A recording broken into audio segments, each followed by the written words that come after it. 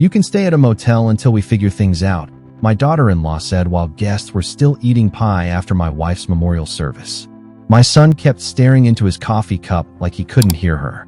I remember the sound of forks scraping against plates, the soft jazz still playing from the kitchen speakers, and the smell of cinnamon candles my wife Eleanor used to light every Sunday evening. The house felt wrong without her in it. Too quiet in some places, too loud in others. I stood there in the middle of my own dining room holding a half-empty coffee mug while my family discussed where I should go as if I were some old recliner nobody wanted anymore.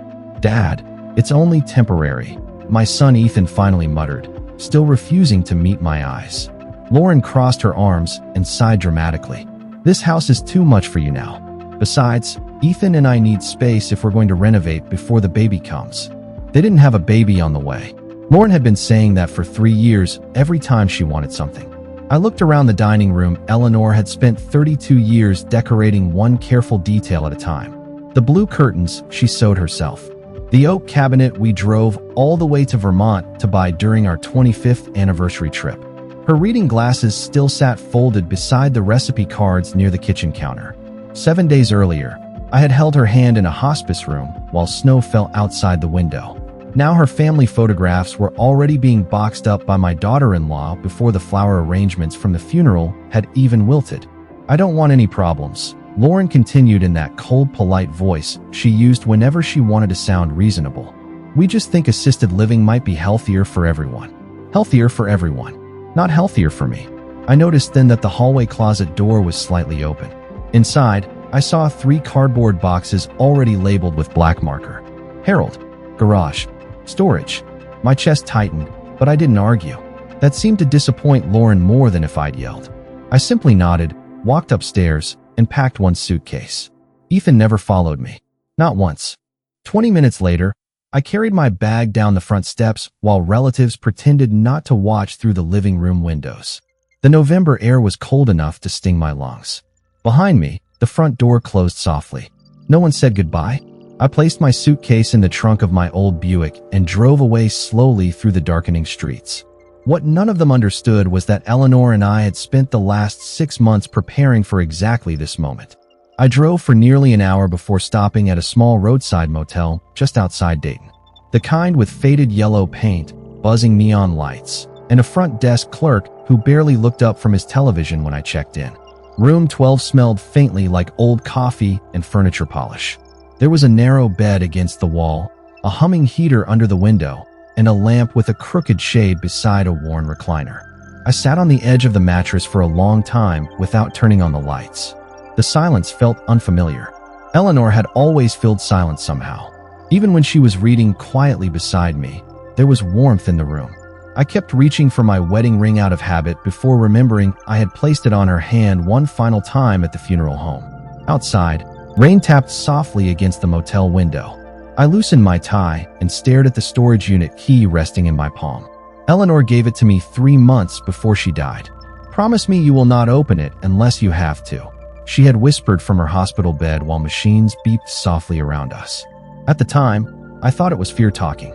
Pain. Maybe medication. Now I understood the look in her eyes that night. She knew. Slowly, I stood and walked back out into the cold. The storage facility sat 20 minutes away near the interstate. Rows of metal doors stretched beneath harsh white security lights. Unit C14. My hands trembled slightly as I slid the key into the lock. Inside were 6 neatly stacked plastic containers, Eleanor's cedar chest, and a gray filing cabinet I had never seen before. Everything smelled faintly of lavender sachets, the same scent she tucked into dresser drawers every winter. I opened the first container carefully. Family photo albums, tax records, property deeds. Underneath them sat a large sealed envelope with my name written across the front in Eleanor's handwriting. "Harold, if you are reading this, it means they did exactly what I feared they would do." I sat down slowly on the concrete floor. For a moment, I could hear her voice so clearly that my chest ached. I opened the envelope with shaking fingers and pulled out several documents along with a handwritten letter. One sentence near the top stopped me cold. "Ethan and Lauren have been trying to pressure me into changing the trust for almost a year." My stomach tightened. Suddenly, memories I had ignored for months came rushing back. Lauren insisting on private conversations with Eleanor after chemotherapy appointments. Ethan asking strange questions about property taxes and retirement accounts. The day I caught Lauren measuring the dining room windows while Eleanor slept upstairs. I had told myself they were trying to help, that families go through difficult seasons after illness. But sitting there alone under those fluorescent lights, I realized something painful. My wife had spent her final months preparing to protect me from our own son. I barely slept that night. Every time I closed my eyes, I saw Eleanor sitting at the kitchen table with that tired smile she wore during her treatments, pretending everything was normal even while she quietly carried burdens I never noticed. Around 4 a.m, I made coffee using the cheap motel machine beside the sink. The coffee tasted burnt and bitter, but the warmth steadied my hands enough to continue reading the documents she had hidden away. The deeper I looked, the worse it became. There were printed emails between Lauren and a real estate agent dated nearly 8 months earlier. Discussions about market timing, renovation estimates, suggested listing prices for our house. One message from Lauren made my stomach turn cold. Once Harold is settled somewhere smaller, we can finally turn the property into something useful. Something useful. I read that sentence 3 times. After 40 years of mortgage payments, birthdays, Christmas mornings, and family dinners, the home Eleanor and I built together had become an inconvenience to them. A piece of real estate. Nothing more. There was another folder filled with medical paperwork from Eleanor's final months. Tucked between the pages, I found handwritten notes in her careful cursive. Ethan asked again about changing the trust today. I told him no. Lauren became irritated when I refused. My chest tightened so sharply I had to stand and walk toward the motel window just to breathe normally again.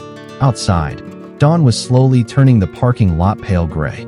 A delivery truck rumbled past on the highway. Somewhere nearby, a dog barked twice and fell silent. The world kept moving as if nothing had happened, but everything inside me felt rearranged. I thought back to small moments I had dismissed at the time. Lauren insisting we give her copies of the house keys after Eleanor's diagnosis. Ethan offering to handle the finances because he claimed stress was bad for my blood pressure. The afternoon, I came home from the pharmacy and found Lauren sitting alone in my study, looking through filing cabinets. When I asked what she was doing, she laughed and said she was searching for batteries. I wanted to believe them because they were family, because Eleanor and I raised Ethan to be kind. I kept wondering where I had lost him, whether it happened slowly over the years or all at once after Lauren entered his life. Around 7 o'clock, my phone buzzed on the nightstand. Ethan. I stared at his name for a long moment before answering. Dad? He said carefully, Lauren thinks maybe we got off on the wrong foot yesterday. Yesterday, as if being pushed out of my home 1 week after burying my wife was some minor misunderstanding. I listened quietly while he explained that they had found a nice assisted living community about 20 miles away. He spoke gently, almost rehearsed, like someone reading from a script prepared in advance. When he finally stopped talking, I looked down at Eleanor's letter resting open beside me and understood something clearly for the first time in months. My wife had not hidden these documents because she was afraid. She hid them because she knew. Eventually I would need proof. By noon I was sitting in a small diner across from the courthouse downtown, staring at a plate of eggs that had already gone cold. The waitress refilled my coffee twice without asking questions. Maybe she recognized the look on my face. Small-town diners have a way of collecting lonely people before lunchtime. Outside the window, wind pushed dead leaves across the sidewalk while office workers hurried through the cold carrying paper cups and briefcases. Life looked ordinary from the outside. Inside me, nothing felt ordinary anymore. I kept hearing Ethan's voice from earlier that morning. Calm, careful, almost impatient beneath the politeness. You would actually like the place, Dad? They have card games, group dinners, transportation services. Transportation services. He talked about my future the same way someone describes hotel amenities. I remembered another version of my son then. A little boy with scraped knees running through sprinklers in our backyard while Eleanor laughed from the porch. Ethan building snow forts beside me during Ohio winters. Ethan crying in the passenger seat when we dropped him off at college because he was afraid of being alone. For years, I believed love and sacrifice naturally became loyalty. Sitting there in that diner, I realized life did not always work that way. Sometimes people simply drift toward whoever benefits them most. My phone buzzed again. This time it was Lauren. I almost ignored it. "Harold," she began in that overly sweet voice she used whenever other people were listening nearby. "I just wanted to check in and make sure you found somewhere safe to stay." Safe? As if I had wandered off confused into traffic. I said nothing. She continued talking anyway. "Ethan feels terrible about all of this. We just think it is time to simplify things for everyone. The house has become overwhelming." I glanced down at Eleanor's letter folded carefully inside my jacket pocket. "You were planning to sell it before she even passed away?" I said quietly. Silence filled the line for 2 full seconds. Then Lauren laughed softly. "I think grief is making you suspicious, Harold." There was something chilling about how quickly she recovered. No panic, no guilt, just smooth control. Before hanging up, she added one final sentence that stayed with me the rest of the afternoon. Eleanor wanted what was best for Ethan. After the call ended, I sat motionless for a long time. Because that was the cruelest part. Lauren truly believed she had rewritten the story. She believed Eleanor was gone, I was weak, and the house already belonged to them. What she did not understand was that Eleanor had spent 38 years married to me. She knew every habit I had, every strength I hid, every promise I kept. And if my wife had gone through the trouble of hiding documents, protecting assets, and preparing evidence before her death, then she must have trusted me to finish what she started. Late that afternoon, I drove back to the storage unit and unlocked the gray filing cabinet completely for the first time. Inside sat a thick blue folder labeled simply with one word written in Eleanor's handwriting: trust. I carried the blue folder back to the motel room like it contained something fragile enough to break in my hands. Outside, freezing rain coated the parking lot in a thin layer of ice that reflected the red glow from the vacancy sign. The heater rattled loudly beside the window while I spread the papers carefully across the small table near the bed.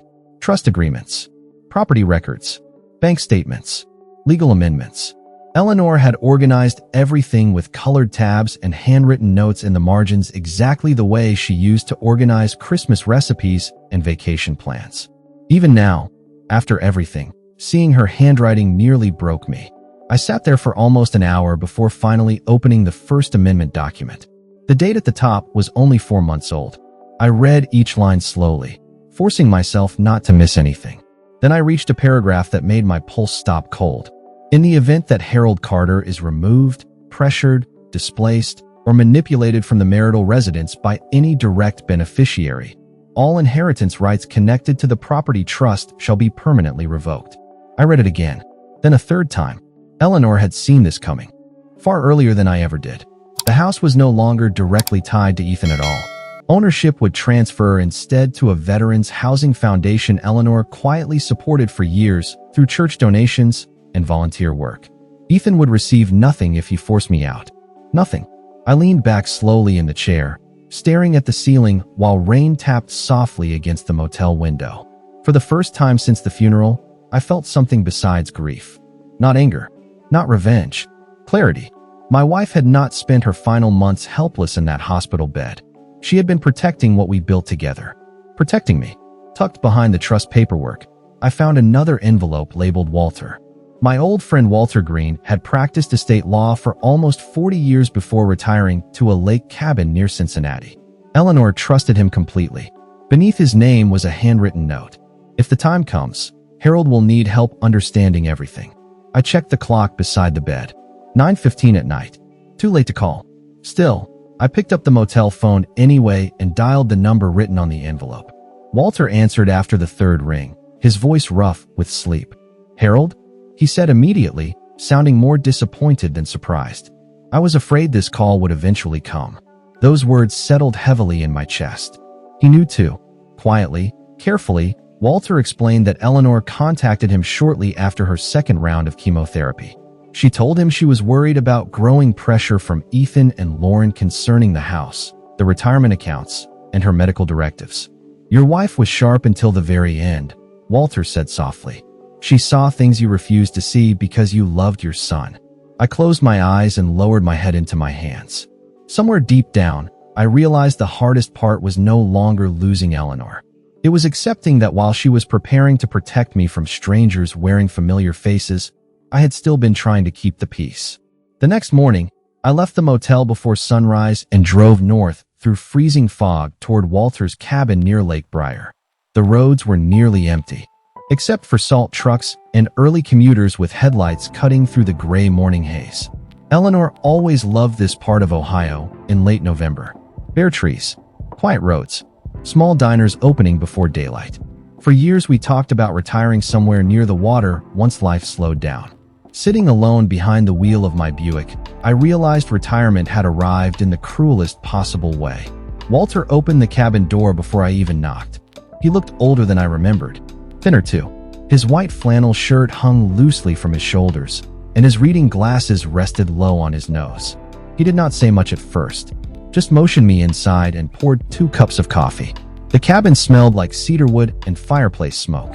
Legal folders covered the dining table beside an old brass lamp. Walter had clearly been preparing for this conversation longer than I had realized. Eleanor asked me not to interfere unless things reached a certain point, he said quietly as he slid several papers toward me. Being removed from the home triggered that point. Hearing those words spoken out loud made something settle heavily inside me. Removed from the home. Not leaving willingly. Not downsizing together as a family. Removed. Walter explained everything carefully. Eleanor created an irrevocable trust nearly 6 months before she died. The house, savings accounts, and several investment properties tied to my late father's business had all been transferred quietly into the trust under strict conditions. Ethan and Lauren knew parts of it existed, but they did not know the details. Eleanor made certain of that. Your wife believed pressure would increase after her diagnosis worsened, Walter said. She also believed you would forgive Ethan too easily if you were left unprotected. I stared down at my coffee for a long time after that. Because he was right. Even now, some foolish part of me still wanted to believe my son would wake up ashamed and apologize. Walter opened another folder. Inside were printed screenshots from Lauren's social media accounts, renovation photos, furniture samples, captions about fresh starts and dream homes. One post from only 2 days earlier showed Lauren standing in my kitchen holding paint swatches while smiling beside the words "finally making this place ours." My stomach tightened so sharply I had to look away. Eleanor had not even been buried a full week. They think they already won, Walter said carefully. That makes people careless. Around noon, my phone rang again. Ethan. This time his voice sounded lighter, almost relieved. He told me Lauren had found a wonderful assisted living apartment available immediately. 1 bedroom, shuttle service, weekly bingo nights. I listened quietly while watching snow begin to fall outside Walter's cabin windows. You would not even have to worry about the house anymore, Ethan added. That sentence stayed with me after the call ended. Not worry about the house anymore. As if the home Eleanor and I spent 4 decades building together was somehow the burden. Walter looked at me carefully across the table. What do you want to do, Harold? For the first time since the funeral, I answered without hesitation. Exactly what Eleanor prepared me to do. Over the next 3 days, I said very little to anyone. That seemed to make Ethan and Lauren increasingly comfortable. I stayed at the motel, met quietly with Walter each afternoon, and let them believe I was slowly accepting the situation. Meanwhile, Lauren transformed my house room by room, like someone redecorating a vacation rental she had already purchased. Walter showed me new photographs every evening. Dining room samples spread across Eleanor's kitchen table. Contractors walking through the living room with measuring tape. A post online showing Lauren smiling beside the fireplace with the caption "New beginnings start with courage." I stared at that photograph longer than I should have. The stockings Eleanor embroidered by hand every Christmas were still hanging on the mantel behind her. One afternoon, I drove past the house for the first time since leaving. Snow covered the front lawn in a thin white layer, and Lauren's SUV sat parked in the driveway beside Ethan's truck. For a moment, everything looked almost normal. Then I noticed the porch light Eleanor always left on after dark had been replaced with a modern black fixture. Even the curtains were different. I stayed parked across the street for less than 2 minutes before driving away again. Some losses arrive slowly. They settle into your chest piece by piece until one day you realize there is nothing left to hold on to except your dignity. That evening Ethan called again. "Dad, Lauren and I have been talking," he said carefully. "Maybe we can all sit down together this weekend and clear the air." Clear the air. The phrase almost made me smile. I could hear Lauren speaking softly in the background. feeding him lines the way she always did whenever appearances mattered. "I think that would be a good idea," I answered calmly. There was a long pause on the line.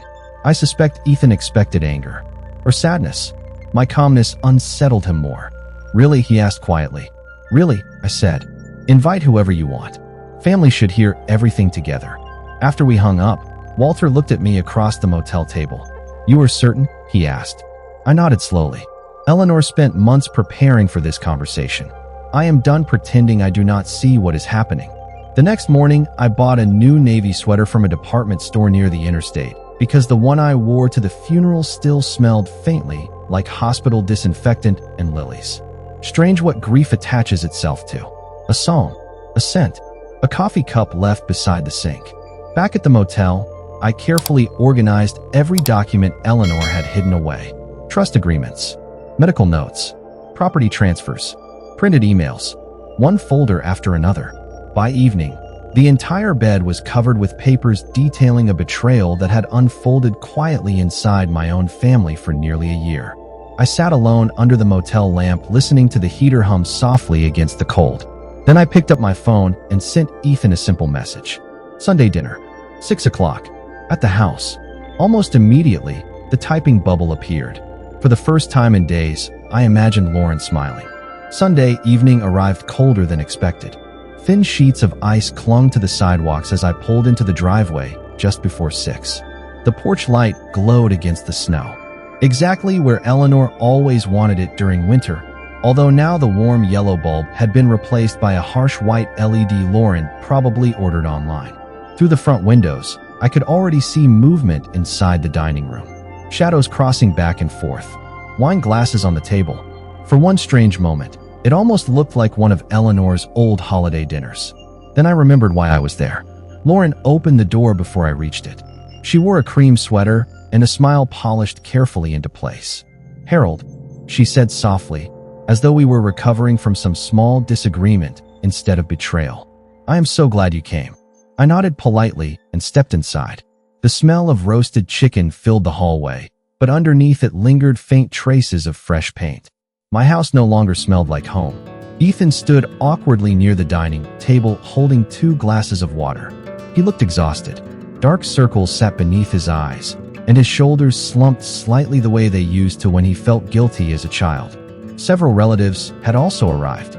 My sister Diane, Ethan's cousin Mark, even Pastor Reynolds from church sat quietly near the fireplace, looking uncomfortable already. Lauren wanted witnesses. She probably imagined this dinner ending with emotional reconciliation and paperwork signed quietly afterward. The dining room itself looked almost untouched at first glance. Then I noticed the changes. Eleanor's blue curtains were gone. The framed wedding photograph above the fireplace had disappeared. In its place sat a large abstract painting still leaning against the wall with a price tag hanging from the back corner. Lauren followed my eyes and smiled nervously. "Just trying to brighten things up a little," she said. I pulled out my chair slowly and sat down at the exact place where Eleanor and I had shared Sunday dinners for decades. No one touched their food right away. The silence stretched too long. Finally, Ethan cleared his throat. "Dad, we all know the past week has been emotional," he began carefully. "Lauren and I never wanted you to feel abandoned." Abandoned? Such a clean word for something so ugly. Lauren reached for his hand dramatically. "We only wanted what was practical for everyone." I looked around the table quietly before speaking. "Practical," I repeated softly. Then I placed my leather folder on the table beside my plate. The sound alone seemed to shift the room. Lauren's smile faded almost immediately. Ethan stared down at the folder without blinking. Slowly, I opened it and removed the first document. "Before we discuss practicality," I said calmly, "I think everyone deserves to understand what Eleanor was preparing during the last months of her life." No one moved. Even the heater humming softly in the hallway seemed suddenly too loud. I slid the trust documents across the table toward Ethan first. His hands trembled slightly as he opened the top page. Lauren leaned closer to read beside him. Then both of their expressions changed at exactly the same moment. For several seconds, the only sound in the dining room was the faint ticking of Eleanor's old wall clock near the kitchen doorway. Ethan stared down at the trust papers as if the words themselves had betrayed him. Lauren reached for the second page with trembling fingers, her confident smile disappearing line by line. I watched both of them carefully, and for the first time in weeks, I no longer felt confused. Just tired. Deeply tired. "This cannot be right," Lauren said suddenly, her voice thinner now. "Ethan is the beneficiary." Walter stepped quietly from the hallway then, carrying another folder beneath his arm.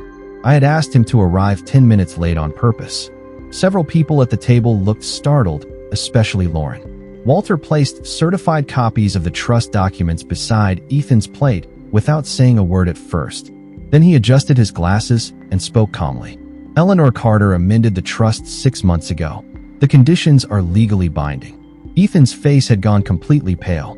"Dad?" he whispered, looking up at me finally. "You knew about this?" I held his gaze for a long moment before answering. "Your mother knew." The silence after that felt enormous. Pastor Reynolds lowered his eyes toward the table. My sister Diane quietly wiped tears from her cheeks. Across from me, Lauren sat frozen beside untouched dinner plates and half-filled wine glasses, surrounded suddenly by evidence she could no longer charm her way around. Walter continued explaining the details carefully. The marital home, investment accounts, and remaining estate assets had all been secured inside the trust. If I was pressured, displaced, manipulated, or removed from the residence by any direct heir, their inheritance rights would be permanently revoked. The entire estate would instead transfer to the Veterans Housing Foundation Eleanor supported privately for years. Lauren shook her head rapidly. "This is insane," she snapped. "We were trying to help him." Walter looked at her quietly. "The court generally considers removing a 71-year-old widower from his home 1 week after his wife's funeral to be something other than help." Ethan buried his face in his hands then. For the first time since Eleanor died, he truly looked like our son again instead of a stranger following instructions. "I did not know it would go this far," he whispered brokenly. I believed him in that moment.